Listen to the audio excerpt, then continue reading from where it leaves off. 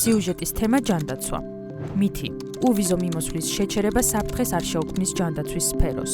უვიზო მიმოსვლის შეჩერება საფრთხეს აუცილებლად შეუქმნის ქართულ ჯანდაცვას და მასთან ერთად, რა თქმა უნდა, თითოეულ მოქალაქეს, იმიტომ რომ პირველ რიგში უნდა დავიწყოთ ალბათ ყველაზე მძიმე სეგმენტით პაციენტების, რომლებიც პირდაპირ მნიშვნელობით სიცოცხლის და ჯანმრთელობის შესანარჩუნებლად ნახულობენ შვებას, ასე ვთქვათ, დასავლეთის ქვეყნებში და რა თქმა უნდა, ყველაზე ახლოს ეს ევროკავშირის წევრი ქვეყნებია, სადაც არის მიღებული ჩაბარება, ასე ვთქვათ, რაც ძალიან მძიმეა, რა თქმა უნდა, იმიტომ რომ ოჯახებით მიდიან ადამიანები და იქ უკვე ექცევიან, ასე ვთქვათ, ევროკავშირის ჯანდაცვის სისტემაში, სადაც იღებენ სრულფასოვან მკურნალობას. რა თქმა უნდა, ვიზა ლიბერალიზაციის შეჩერება შექმნის ძალიან ბევრ ბარიერს იმისთვის, რომ მათ დატოვონ სამშობლო და წავიდნენ სამკურნალოდ.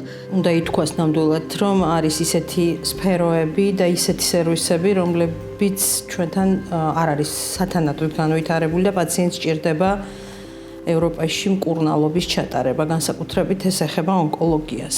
ამიტომ ეს გზა ფაქტიურად მათთვის ჩაიკეტება თუ უვიზო მიმოსვლა შეჩერდება. მეორე და გადამწყვეტი ასევე ის არის, რომ ბევრი ექიმი და ჯანდაცვის მუშაკი, საზოგადოებრივი ჯანდაცვის სპეციალისტი, ეპიდემიოლოგი ხშირად ესწრება ევროპის ქვეყნებში სამედიცინო კონფერენციებს, ტრეინინგებს და ასე შემდეგ. ვიზის პირობებში მოგეხსენებათ, ეს ყოველთვის ძნელდება, იმიტომ რომ სპეციალური მოწვევა, რიგებში დგომა და ასე შემდეგ. რაც უვიზო რეჟიმზე ვართ, ამ ექიმების თუ სხვა ჯანდაცვის მუშაკების ევროპაში მოგზაურობა ამ ტრეინინგებზე და კონფერენციებზე დასწრების გამო აშკარად გაზრდილია და ეს არის გადამწყვეტი და მნიშვნელოვანი, იმიტომ რომ ჩვენ ცოდნის მუდმივად გაზიარების და გაზრდის გარეშე ვერ განვითარდებით. მითი. ევროკავშირისა და საქართველოს სამედიცინო მომსახურების ხარისხი თანაბარია. ჩვენ მაგისკენ მივისწრაფით, რომ ერთ დღეს ევროკავშირის წევრები გავხდეთ და გათანაბრდეს, როდესღაც, მაგრამ სამწუხაროდ ახლა ეს ასე არ არის. პირველ რიგში ჩვენ გვაქვს განათლებაში პრობლემა, სამედიცინო განათლებაში რეზიდენტურის ხარისხი, სამწუხაროდ კრიტიკას ვერ უძლებს, ამიტომ საიდუმლო არ არის, რომ ხშირად ჩვენთან ექიმები, მიუხედავად იმისა, რომ მათი დიდი სურვილი შეიძლება იყოს ძალიან ნიჭიერი ადამიანები არიან ამ მიმართულებით დასაქმებული, ფაქტიურად ხშირად თვით განათლებას ეწევიან ჩვენთან ჯანდაცვის მუშაკები, არა მხოლოდ ექიმები, საზოგადოებრივი ჯანდაცვის მუშაკებიც. იმიტომ რომ განათლების სისტემა ძალიან მოიკოჭლებს მათ შორის სამედიცინო განათლების. ამიტომ ჯერჯერობით შორს ვართ ამისგან. პირველ რიგში უნდა დაიხვეწოს სამედიცინო განათლება, რეზიდენტურის პროგრამები და მერე უკვე სერვისებით თანდათანობით უნდა გაუმჯობესდეს, მაგრამ ჯერ ამისგან სამწუხაროდ შორს ვართ. ის რომ საქართველოში არის ევროკავშირის ჯანდაცვის სტანდარტი მითია და განპირობებულია რეალურად პოლიტიკური პიარით, რომელსაც ეგრეთ წოდებული ხელისუფლება მრავალი წლის მანძილზე, განსაკუთრებით ბოლო წლების მანძილზე იყენებს, გარკვეულწილად შეიძლება ითქვას, რომ ხრიკიც არის იმისთვის, რომ ხშირად გვესმოდეს ეს, რომ გვაქვს ევროპული ხარისხის ჯანდაცვა, მაგრამ რეალურად ჩვენ ძალიან დიდი სხვაობა გვაქვს ევროპული ჯანდაცვის სისტემისგან ქვეყანაში. პირველ რიგში უნდა ითქვას ის, რომ თუ კი მიმართავთ და ამას ადასტურებს არაერთი კრიტერიუმი, რომელიც სხვადასხვა კვლევით გვაქვს მოწოდებული. პირველი ეს არის ის, რომ მთლიანი შიდა პროდუქტის საკმაოდ მაღალ პროცენტულ მაჩვენებელს გამოიყენებს ევროკავშირი დაახლოებით 15-დან 20%-მდე ჯანდაცვის სისტემაში, როდესაც ეს ციფრი ჩვენს შემთხვევაში 3%-ის ირგვლივ ტრიალებს, რაც განაპირობებს იმას, რომ რა თქმა უნდა ამ შემთხვევაში ვერ იქნება ისეთი მაღალი ხარისხის სტანდარტი, ვერ განვითარდება ჯანდაცვა ისე და ამავდროულად არ ღვევს, რა თქმა უნდა, საყოველთაობის პრინციპს, სოციალურ მიდგომას, ასე ვთქვათ, და შესაბამისად ადამიანებს არ მიუწვდებათ ხელი ჯანდაცვის მთელ რიგ სისტემებზე. მეორე და მნიშვნელოვანი არის ის, რომ ევროპის ჯანდაცვა ორიენტირებული არის პირველ რიგში გამჭვირვალეობაზე სისტემის, სადაც ჩვენ ვიცით კლინიკების აუდიტების შედეგები, მეორე ეს არის სამედიცინო შეცდომების გადაანალიზება და დღეს ჩვენ ქვეყანაში არ ვიცით სამედიცინო გართულებების რეალური სტატისტიკა და მესამე ძალზედ მნიშვნელოვანი პრევენციული მედიცინა, რომელზეც დგას რეალურად ევროპული ჯანდაცვის სისტემა და აღნიშნული ჩვენს ქვეყანაში ფაქტობრივად არ ფუნქციონირებს და მოშლილი. ამიტომ ძალიან დიდი გვაქვს ჩვენ რეალურად სხვაობა როგორც ხელმისაწვდომი საწარმოების ნაწილში ჯანდაცვის, ასევე საყოველთაობის და სოციალური თანასწორუფლებიანობის დარღვევის მიუხედავად იმისა, რომ ჩვენ საქართველოს კონსტიტუციით გვაქვს გაწერილი ადამიანის სიცოცხლისა და ჯანმრთელობის უფლების დაცვა. მითი. ქართული სამედიცინო განათლება ევროკავშირის სტანდარტებით შედგენილი განათლების სისტემისგან არ განსხვავდება. პირველ რიგში აქ შეზღუდვა ის გვაქვს, რომ რეზიდენტურის პროგრამები არის ძალიან დაბალი ხარისხის. აქვე უნდა აღინიშნოს, რომ ალბათ ერთადერთი ვართ, სადაც ან ალბათ სხვა რომელი იყოს საბჭოთა ქვეყანაში თუ მოიძებნება ანალოგი, რომ ადამიანი იხდის ფულს რეზიდენტურაში. ყველგან პირიქით არის, რეზიდენტს უხდიან ხელფას. შესაბამისად აქედანვე იწყება პრობლემა, იმიტომ რომ ყველას არ შეუძლია გადაიხადოს ეს თანხა. მეორეც ხარისხი რეზიდენტურის პროგრამების, ანუ რეზიდენტები ვერ სწავლობენ იმას, რაც უნდა ისწავლონ, ზოგი საერთოდ არ დადის რეზიდენტურის პროგრამაში, ამიტომ ექიმი ვერ იღებს იმ მომზადებას, ექთანზეც იგივე თემაა, რა თქმა უნდა, რასაც უნდა იღებდეს.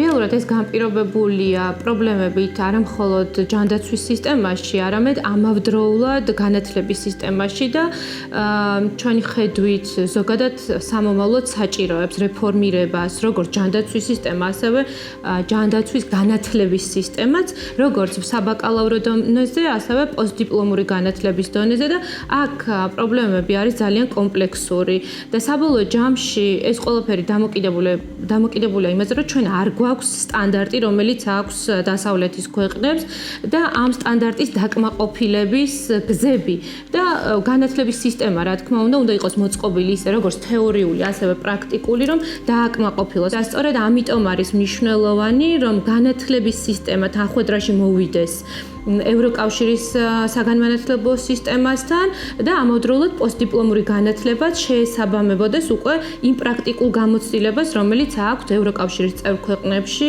გულდასაწყვეტი ნაწილი ის არის, რომ სამწუხაროდ ჩვენი პროფესორ-მასწავლებლების ნაწილიც ვერ ფლობს იმ თანამედროვე ცოდნას, ენის ბარიერია და ასე შემდეგ, რომლითაც მან უნდა ასწავლოს ახალ თაობებს, თანამედროვე მიდგომები, მეთოდოლოგია და ასე შემდეგ. ამიტომ კიდევ ვიმეორებ, ჯერ წლები გვაშორებს იმას, რომ ეს ნელ-ნელა გამოსწორდეს.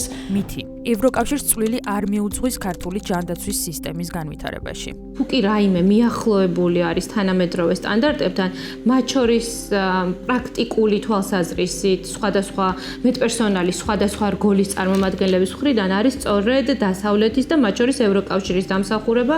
ძალიან სამწუხაროა, რომ დღეს ჩვენს მოსახლეობას ამასთან დაკავშირებით აქვს წირი ინფორმაცია და დარწმუნებული ვარ, რომ ძალიან ბევრ მათგანს, ვინც ნახავს სწორედ აი ამ მასალას, რომელსაც თქვენ ამზადებთ, მიუღია სამედიცინო მომსახურება სწორედ ევროკავშირის წყალობით. ეს არის როგორც პირდაპირი საბიუჯეტო დაფინანსება, ასევე არაპირდაპირ სხვადასხვა პროგრამების დაფინანსება, მათ შორის პრევენციულ მედიცინაში. ევროკავშირს და ზოგადად ევროპის ქვეყნებს ძალიან დიდი თანხები აქვს გაღებული და ტექნიკური დახმარება ქართული ჯანდაცვის და საზოგადოებრივი ჯანდაცვის განვითარებისთვის. მაგალითად შეიძლება ბევრი პროექტია, მაგრამ აი რომ დავასახელოთ ამყვანი პროექტები, მაგალითად არსებობს ესეთი გლობალური ფონდი, რომელშიც ევროპის რამდენიმე ქვეყანა აკეთებს დონაციას და შიცის და ტუბერკულოზის კურნალობა, დიაგნოსტიკა, პრევენცია საქართველოშიც და ბევრ სხვა ქვეყანაშიც სწორედ გლობალური ფონდის დაფინანსებით ხდება. დიდი ხანია უკვე გლობალური ფონდი ფუნქციონირებს საქართველოში და უამრავი გადარჩენილი ადამიანი უმადლის ამ ფონდის არსებობას და დღემდე გლობალური ფონდი ძალიან დიდი დამფინანსებელია შიცის და ტუბერკულოზის თემაზე. მნიშვნელოვანია ასოცირების ხელშეკრულების ფარგლებში განხორციელებული მთელი რიგი რეფორმები, მათ შორის არის ასევე სხვადასხვა პროგრამები, რომელიც დაინერგა ჯანდაცვის სისტემაში და არის სტრატეგიები, რომელიც შემუშავებულია იმისთვის, რომ ჯანდაცვის სისტემა სწორედ ევროკავშირის ჯანდაცვის სისტემასთან შესაბამისობაში განვითარდეს, მაგრამ სამწუხაროდ დღეს მათ შორის აი ეს სტრატეგია ჯანდაცვის და კიდევ მთელი რიგი ცალკეულ მიმართულებებში დღეს ჯანდაცვის სამინისტროში თაროზე არის შემოდებული და ჩვენ ინფორმაციასაც არ გვაწვდიან იმასთან დაკავშირებით, თუ როგორ სრულდება ესა თუ ის გეგმა ამ სტრატეგიის მიხედვით. სოფლის ამბულატორიების აღჭურვაში დიდი როლი აქვს ევროკავშირის დაფინანსებას. დაავადებათა კონტროლის ცენტრი, ეს კიდე ცალკე თემაა, რაც ალბათ ძალიან ბევრი პროექტი აქვს დაავადებათა კონტროლის ცენტრს განხორციელებულიც და მიმდინარეც ევროპის ქვეყნების ევროკავშირის ჯანდაცვის მსოფლიო ორგანიზაციის დაფინანსებით.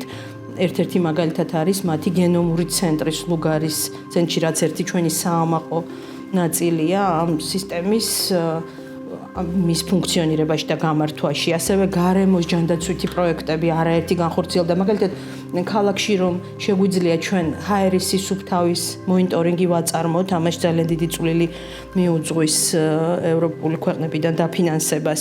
მითი, გაწევრიანების შემთხვევაში ქართველებისთვის მაინც არ იქნება ხელმისაწვდომი ევროკავშირის წევრ ქვეყნებში არსებული უფასო მკურნალობის პროგრამები. ევროკავშირში გაწევრიანების შემთხვევაში მაგალითად ქვეყნისთვის გზახსნილი იქნება ევროკავშირის ძალიან დიდი საგრანტო სისტემის, რომელიც ეხმარება სამედიცინო დაწესებულებებს აღჭურვაში, გადამზადებაში, ტრენინგებში და ასე შემდეგ. ევროკავშირთან აი ამ კომუნიკაცია შეუძლია ძალიან ხშირად მწვავე სიტუაციებში ძალიან დიდი დახმარება გაგვიწიოს და ამის ნათელი მაგალითი არის COVID პანდემია, როდესაც არაერთი 1000 ევროს ღირებულების როგორც ტექნიკური საშუალებები შემოვიდა, ასევე სახარჯის საშუალებები, მათ შორის ვაქცინები და ამ ასეთ სიტუაციებში უაღრესად მნიშვნელოვანია სწორედ გარკვეული კავშირის წევრობა. და სულ ახლა ჰქონდა დიაბეტით დაავადებული ბავშვების მაგალითი, როდესაც გარკვეულ პრეპარატს შეექმნა შეფერხება, ამაზე შეიძლება ცალკე ვისაუბროთ, რა როლი უნდა ჰქონოდა სახელმწიფოს იმაში, რომ მომხდარიყო პრევენცია აი ამ შეფერხების აღმოსაფხვრელად და დეფიციტი არ შექმნილიყო, მაგრამ თუ კი ასეთი დეფიციტი იქნება მომწოდებლის მხრიდან, კავშირის წევრი ქვეყნები ყოველთვის ერთმანეთს უდგანან მხარში იმისთვის, რომ პაციენტებს და განსაკუთრებით მნიშვნელოვანია ჯანდაცვა სწორედ ევროკავშირისთვის არ შეექმნათ პრობლემა და ევროკავშირი მუდმივად მუშაობს ერთიანი ჯანდაცვის სისტემის პოლიტიკაზე, ერთიან მიდგომაზე მთელ რიგ საკითხებში იმისთვის, რომ ქვეყნებში, რომლებიც არიან ევროკავშირის წევრი, იყოს ერთნაირი სტანდარტი კონკრეტულ დაავადებებთან თუ სხვადასხვა გამოწვევებთან მიმართებაში. უამრავი სხვადასხვა თარგეტირებული პროგრამები შშმ პირებზე იქნება თუ მეცნიერებაზე იქნება თუ სხვა, გაჩნდება ზღვა შესაძლებლობები უფრო ბევრად ადვილად გრანტების მოპოვების, ვიდრე ეს ხდება ახლა. ახლა პირიქით თუ გართულებისკენ მივდივართ დღევანდელი პოლიტიკური სიტუაციის გამო. და ზოგადად თანდათანობით იგივე განათლების მიღების ბევრად უფრო ადვილი შესაძლებლობა იქნება ევროკავშირის ქვეყნებში ჯანდაცვის მუშაკების და თანდათანობით ეს ნამდვილად როგორც ეს მოხდა მაგალითად აღმოსავლეთ ევროპის ქვეყნებში, რომლებიც უკვე არიან ევროკავშირის წევრები, იქ აშკარა დინამიკა ძალიან კარგი აქვთ და ბევრად უფრო გააუმჯობესეს დონე, ვიდრე ეს იმ ქვეყნებშია, რომლებიც ევროკავშირში ჯერ არ შესულა.